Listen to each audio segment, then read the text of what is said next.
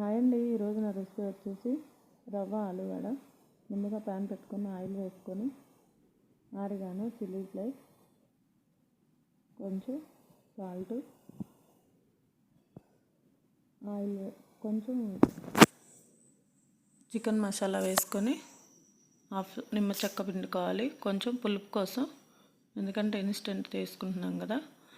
ఇప్పుడు ఒక cup రవ్వకి 1 గ్లాసున్నర water పోసుకుంటున్నాను.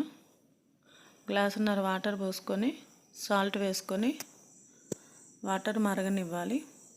ఇవి మరిగిన తర్వాత 1 కప్పు సుజీ రవ్వ వేసుకుంటున్నా. రవ్వ వేసుకొని ఇలా కలుపుకొని ముందుగా మనం తురిమి పెట్టుకున్న ఆలు మిశ్రమాన్ని వేసుకొని కలుపుకోవాలి. చూడండి, ఆలు మిశ్రమాన్ని తురిమి పెట్టుకున్న